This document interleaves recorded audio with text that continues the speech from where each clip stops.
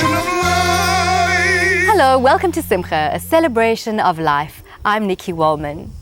The desire of Jews to come together to worship and to form a community wherever they settle has preserved the identity of the Jewish community across the ages and throughout the world, and Stellenbosch is no exception. As early as 1891, Jews had moved and settled there, but it wasn't until the 8th of April 1900 when 24 people gathered in the home of David Deitch for a Siyum HaTorah and thereafter agreed to form a congregation to be called Agudas Achim. Yigdal Elohim Chai v'yishtabach nimtza v'yenet el metziuto Harin Yachid. The first shul service in Stellenbosch was conducted in a private house not so far from here. Then apparently they built a small shul in Church Street, a corner of Church Street and Mule Street. And in 1923, this shul foundation stone was laid. And thereafter the community prospered.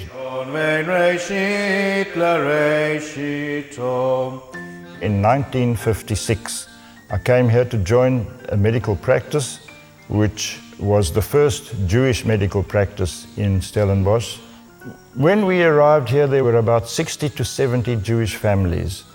It was a vibrant Jewish community. And my wife Bernice and I are today, unfortunately, the only Jewish couple living in the town of Stellenbosch and connected with the shul. If it wasn't for the Zettler family who live on the periphery of the town, I don't know how we'd ever get a minyan. My grandfather arrived from Russia, from Belarus, in 1904, started in Stellenbosch, and he was a trader. And I'm now third generation. My father became a farmer in 1929. He started farming. We are 5 brothers. We were all in the business with him, and then my eldest brother Michael went on his own, and he's got his family farming. So the 2 Zettler families are all farmers. When we have a wedding or something in Stellenbosch, it brings me back to memories as a child when the community was a big community. Oh, it was wonderful, vibrant and happy, and we like a small family. There was always good times, always get together. It was wonderful days. You know, we've become like a big family. Everybody knows everybody, and you have a lovely warm feeling knowing about them, and happy when things go right and sorry when things go wrong. And you just feel that without that community, there would be something missing. We had the hall, which was incorporated in this Skynshuis next door, where they had the functions. We used to have the rabbi's house. We used to have the cheder, which was enormous. The rabbi's house got very dilapidated before we had this building renovated. But the Reverend Pachter was staying in his own house in Stellenbosch. And since 76, 77, we converted next door into a business center. And this business center next door pays that we can keep up the shul.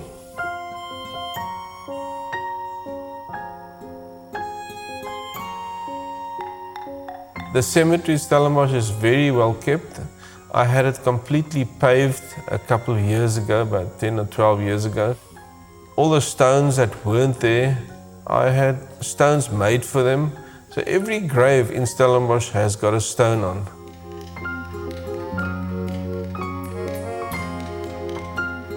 I just wish that we could go from strength to strength.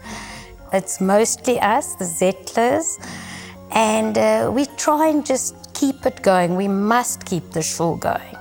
I would hate to see the doors close.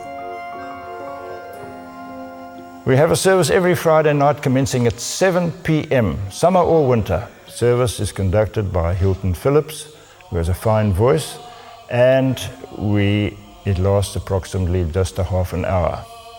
But we have about 20 people for Rosh Hashanah, guests.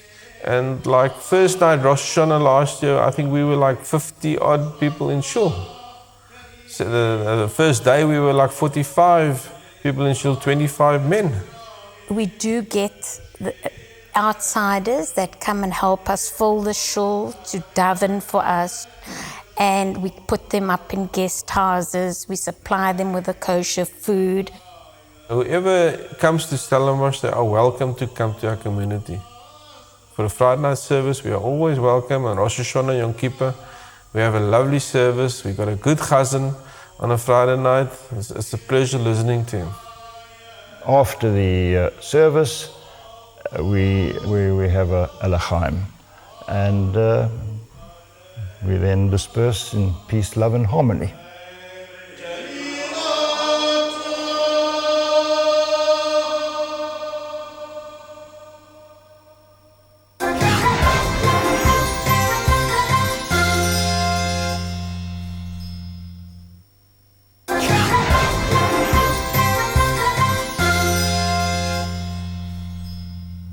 Arrogance may be the source of two opposing ways of behaving.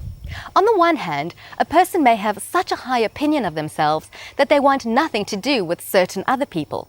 Or alternatively, arrogance may lead one to exert power and control over others. The opposite of arrogance is humility.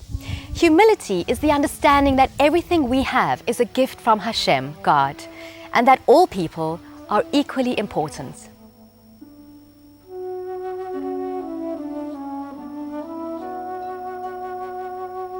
Of all the character traits a person could have, the Bible teaches us that humility, being humble, is the greatest. Funny, isn't it? You'll never see Time magazine's humblest man of the year. Actually, society reveres the opposite. The movie star, the sports star, the politician, the billionaire. What is humility? We mistakenly think that humility is I'm nothing. If I told you the humblest man in South Africa, I've invited him here today to meet you. I want you to see what humility is all about. Imagine he is knocking at the door. How would he knock? Probably very soft and tiny. I say to you, did you hear something? I think somebody's at the door. And I go to the door and I open the door. And there he is. And I invite him in. Where would he sit? Probably at the back. I say, no, please come. I want everybody here to meet you. How would he speak? Probably very quietly. The Bible teaches us that Moses was the humblest man who ever lived. Moses, who led the Jewish people out of Egypt, who stood up to Pharaoh, who went up to Mount Sinai, splitting of the sea, victory in war. Do you think Moses went to Pharaoh and said to him, Mr. Pharaoh, if it's not too much trouble, could you let the Jewish people go? If it's not too much trouble, I don't want to bother you. No, let my people go. Moses, the humblest man who ever lived. Humility is not, I'm nothing. Humility is, I'm something, but I know the source of it. It's all from God. If you say to Einstein, oh, you're such a genius. Oh, I know a little 2 + 2. That's ridiculous. Humility is, I'm something. I'm blessed. The Almighty gave me skills, talents, abilities, put me in situations and gave me opportunities, and I took the opportunities. Don't take pride. Take pleasure. Pride leads to arrogance.